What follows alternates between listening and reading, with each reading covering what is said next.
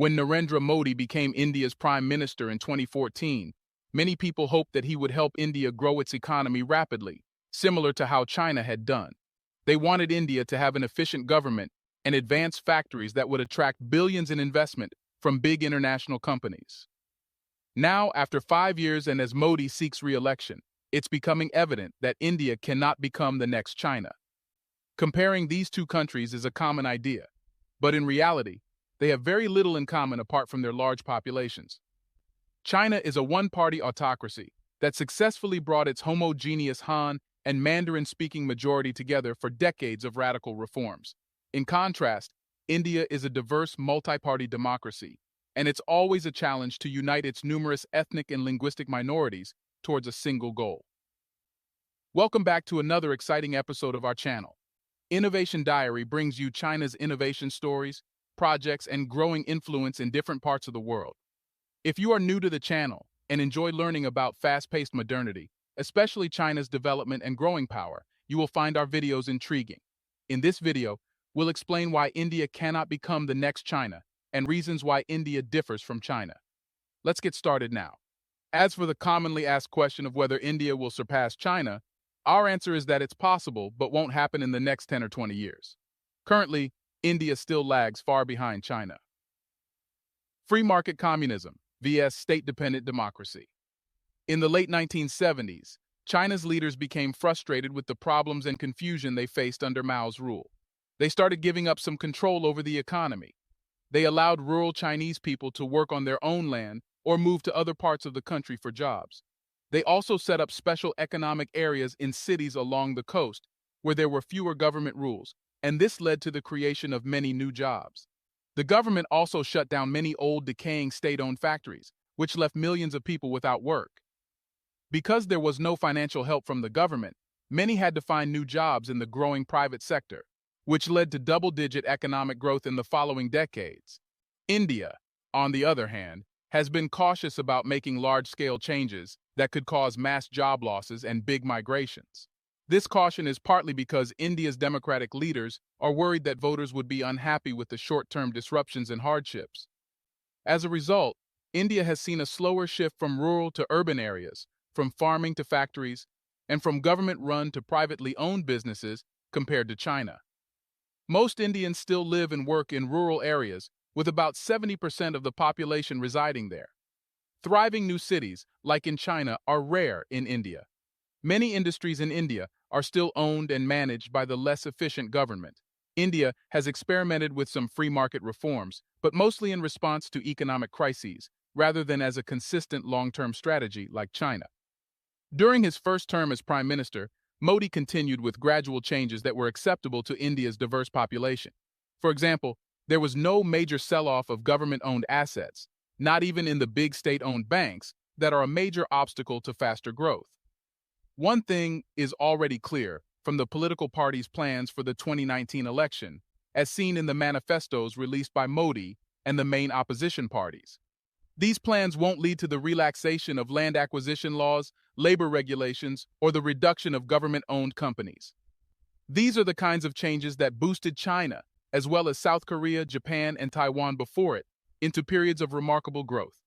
Instead, the party manifestos propose giving handouts that will leave the government with less money to invest in things like roads, ports, and power plants. The two most populous countries in the world, China and India, are following very different paths. China is moving toward a blend of capitalism and communism, while India relies more on the government for its democracy. These differences are quite noticeable. Does this mean that India would have been better off with a government that has more control? Not necessarily. Before we continue further, tell us, are you enjoying the video? If yes, please like and share the video and subscribe to our channel for more videos about China's development, power, and influence on the world. Let's continue now. For every authoritarian success like China, there are multiple failures like Cuba, Venezuela, and North Korea. China had good leadership and a bit of luck. It is a unique case, not a model for India or other developing countries to follow. A comparison between education and workforce in China and India. Over the span of 40 years leading up to 2022, about 770 million people in China moved out of poverty, which is perhaps the biggest decrease in poverty ever. Think about this. China's average income per person was only $89.50 in 1960, but by 2021, it had gone up to $12,556.30. However, a few things have caused China's economy to slow down, suggesting it might not grow as fast anymore. Additionally, after many years of limiting the number of births, China's population is now decreasing rapidly. Recently, the government has tried to encourage more births by making it harder to get abortions and urging women to have more children. But some people believe it might be too late for this strategy to work. On the other hand, India is on the way up. India is going through a different trend. Its population is growing a lot, and it's also becoming younger. Nearly a quarter of Indians are under 14 years old. What's more, India has a big workforce, a growing local market, and a thriving tech industry, even though it faces challenges from the world's economic conditions. India has even become the world's fifth largest economy, surpassing the United Kingdom. But even though China's growth is slowing down, it doesn't mean that India, with the largest group of working-age people globally, can replace China as the world's factory. So what's holding India back from taking China's place? India's social indicators, like education and other measures of well-being, are still far behind China's and other advanced economies.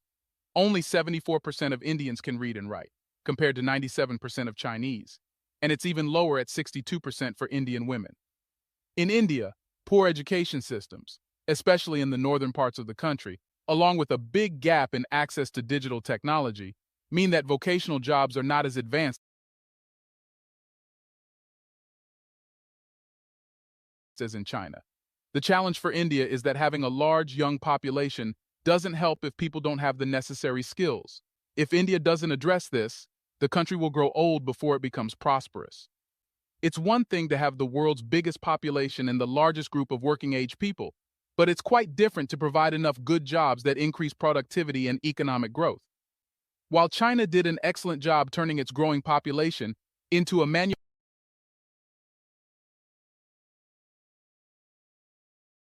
powerhouse that focused on selling products abroad, most jobs in India are still concentrated in agriculture, with about 60% of the workforce working in this sector. India versus China on infrastructure. Another thing missing in India's path to growth is the infrastructure. This means the railways, roads, and airports are not working as well as they should. They cause problems for moving goods from one place to another, which slows down growth and investments. India is not the first country that faces these issues, but Prime Minister Modi hopes that by making big improvements, India's $3.5 trillion economy can become a $5 trillion economy by 2025 to 26. However, making these improvements is a bit more complex. Unlike China, where the government has more control, India is the world's biggest democracy, and Modi has to work with 28 state governments, along with cities and government departments in a country that has often had conflicts. India doesn't have the same kind of connected system as China, where products are made using parts from inside the country. In India, manufacturers often have to bring in parts from other countries, which makes the final product more expensive. One reason India hasn't built as many manufacturing facilities as China is that it hasn't spent as much on infrastructure. For example, in the year 2019, before the pandemic, China used about 6.5% of its GDP to improve infrastructure, while India only used 4.5%. These are the reasons why India can't replicate China's path. However, this doesn't mean India isn't growing or can never surpass China. In fact, we believe that India's economic growth prospects are even more promising than China's. But it will take a long time to significantly reduce the economic development gap between these two countries. One thing is certain: the increasing tension between the United States and China will work in India's favor.